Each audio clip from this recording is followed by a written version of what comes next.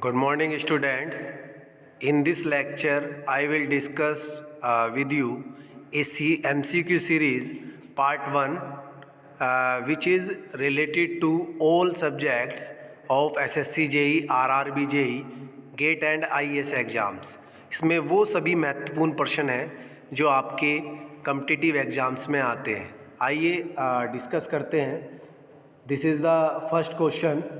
The body centred cubic BCC lattice is found in, यानी जो हमारा BCC सिंपल क्यूब और FCC होता है, इन तीनों में BCC किस में पाया जाता है? BCC structure tungsten, copper, cadmium या aluminium.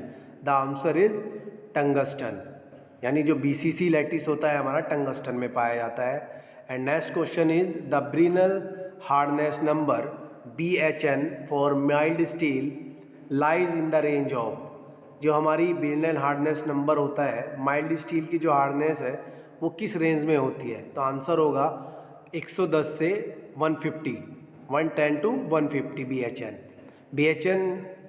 This is the number in which we will denote the hardness.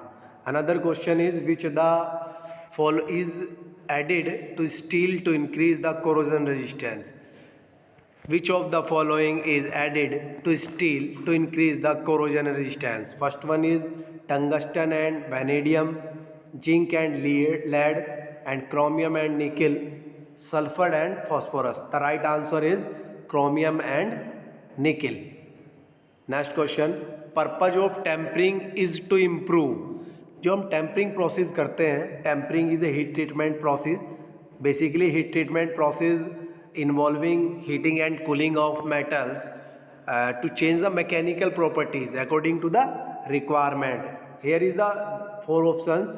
First one is ductility, machinability, hardness and malleability. These तो हमें ये बताना है कि टेम्परिंग जो प्रोसेस करते हैं वो मटेरियल की कौन सी प्रॉपर्टी को इंक्रीज या इम्प्रूव करने के लिए किया जाता है। तो right answer is machinability. Machinability, कितनी आसानी से मेटल मशीनिंग हो सकती है, ये इसकी मशीनेबिलिटी होती है। Ductility, the property of the material draw into wires, and malleability is the property of the material draw into sheets, and the right answer is machinability. Next question, the following constituents of steel is lead, strong and softest. First one is ferrite, second option perlite, austenite and martensite. The right answer is ferrite, option 1 यहाँ पर सही होगा।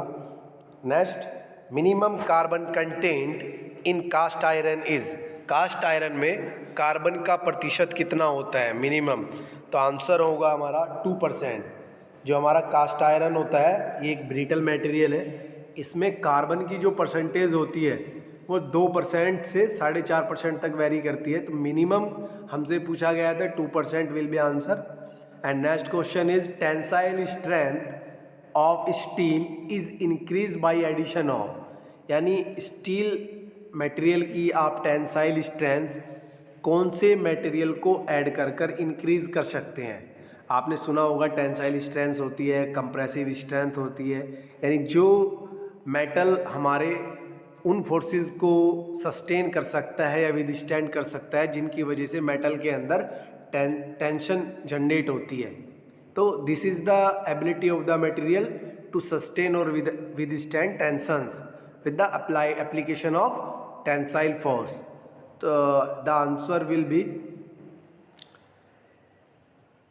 here is the answer will be manganese. Manganese is the right answer. So you can increase the tensile strength of steel by adding manganese. Next question is dislocation in material is defect. Dislocations क्या होती हैं? ये material के structures में defect होते हैं। जब हम इम्परफेक्शंस पढ़ते हैं मटेरियल साइंस एंड इंजीनियरिंग में, तो हमें इम्परफेक्शन के टाइप में डिसलोकेशन मिलता है। तो ये डिसलोकेशन जो मटेरियल में होता है वो किस डिफेक्ट का टाइप है? जो यहाँ पर आपका आंसर होगा plane line defects. This is the example of line defects, ये टाइप ऑफ लाइन डिफेक्ट्स बोल सकते हैं। Next question is presence of which of the following makes pig iron hard. किसके कारण जो हमारा पिग आयरन होता है it is the form of the iron, और जो हमारा प्योर फॉर्म होती है आयरन की वो रोट आयरन होती है। तो यहाँ पर क्वेश्चन जो पूछा गया है कि विच of the following makes pig iron hard.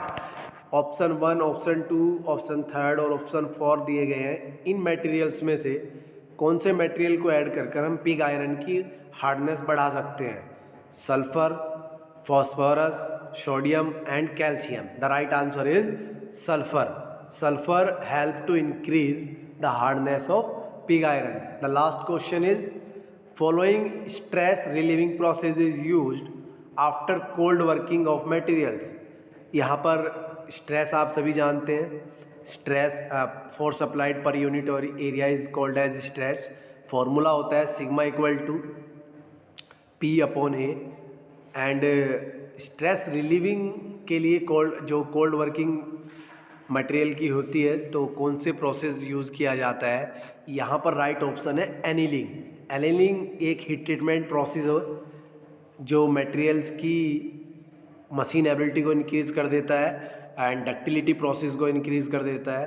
साथ ही साथ if you want to relieve stresses from the material after cold working process तो you can use a heat treatment process that is annealing. तो राइट आंसर हमारा annealing है।